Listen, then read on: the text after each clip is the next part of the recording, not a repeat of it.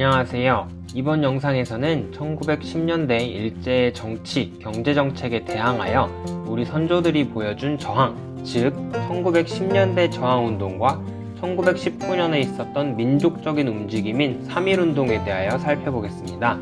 오늘의 학습 목표 먼저 보고 올게요.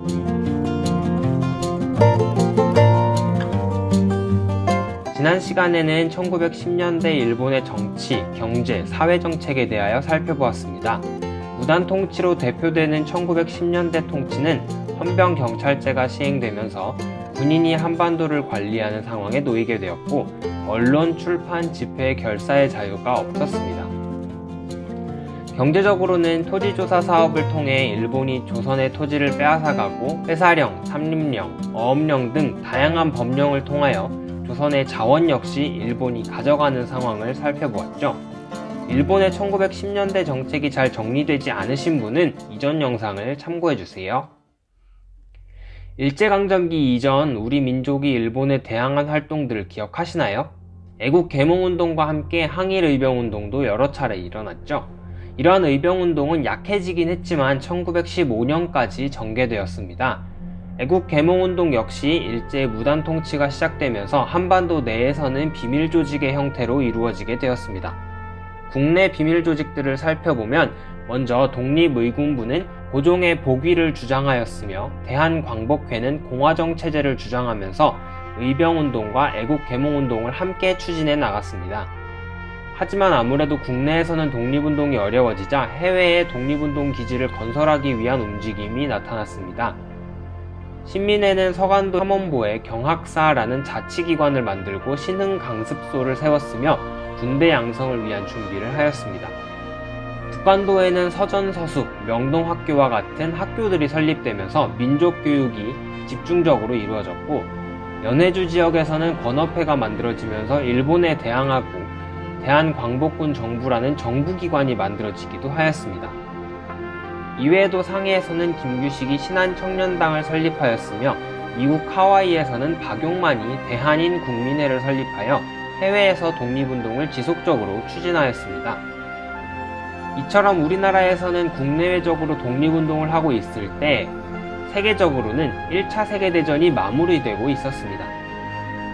1차 세계대전에 대한 구체적인 내용은 세계사 영상을 통해 설명해 드리도록 하겠습니다.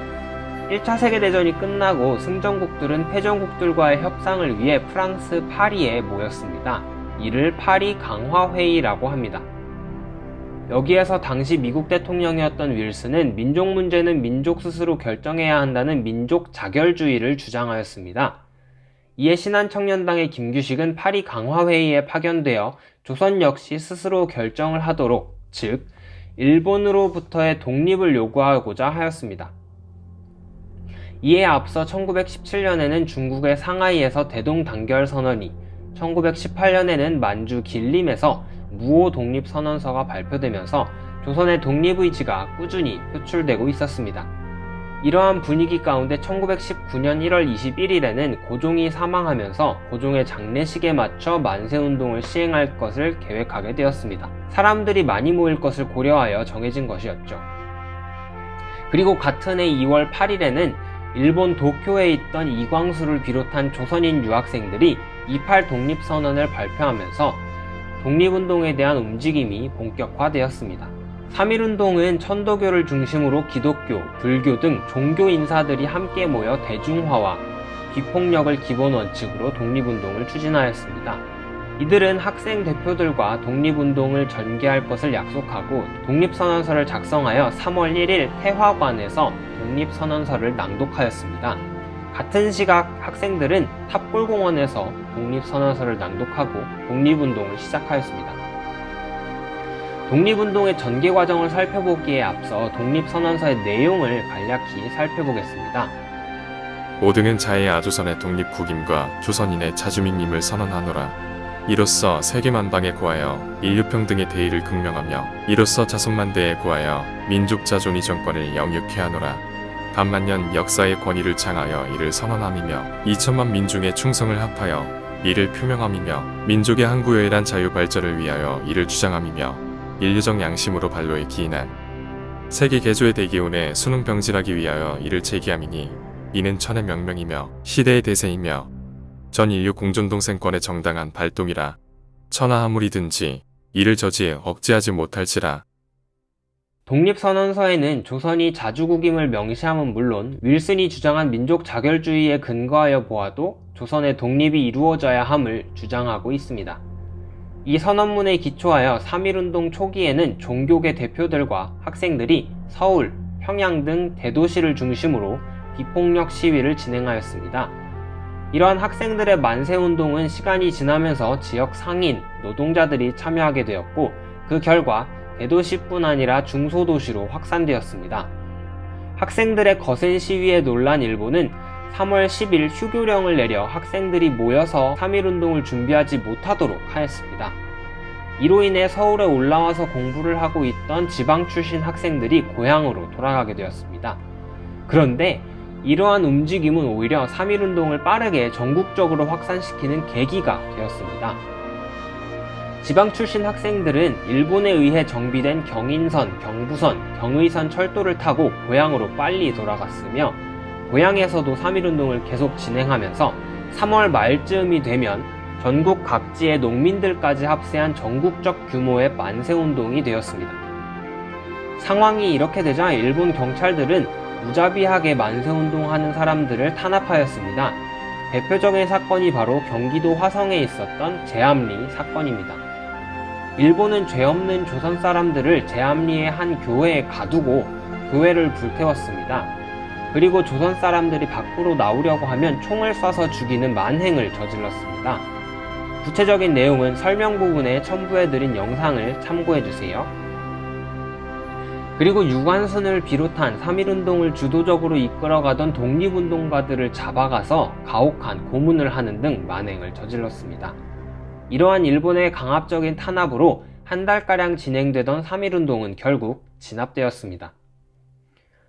일본에 의해 진압되었지만 3.1운동은 그 자체로 매우 중요한 의미를 갖고 있습니다. 많은 국가들이 조선의 독립 열망을 알게 되었고 일본 역시 조선을 10년 동안 지배하였지만 그 결과가 전 국민이 참여한 반대 시위라는 것에 당황하였으며 결국 조선에 대한 통치 방식이 1910년대에 있었던 무단 통치에서 1920년대가 되면 문화 통치로 바뀌게 되었습니다. 문화 통치에 대한 내용은 1920년대 일제의 정책에 대하여 살펴볼 때 구체적으로 알아보겠습니다. 3.1운동 과정에서 조선 사람들은 독립운동을 위해서 모두를 결집시킬 수 있는 구심적인 존재가 필요하다는 것을 깨닫고 임시정부를 수립하였습니다. 이외에도 3.1운동은 인도와 같이 주변 약소국의 독립운동에도 영향을 주었으며 사회주의가 확산되면서 한반도에 사회주의 관련된 독립운동이 일어나게 되었습니다. 오늘은 1910년대 일본의 통치정책에 대항하여 이루어진 1910년대 민족운동과 1919년에 일어난 3.1운동에 대하여 살펴보았습니다. 오늘 배운 내용을 정리해 보겠습니다.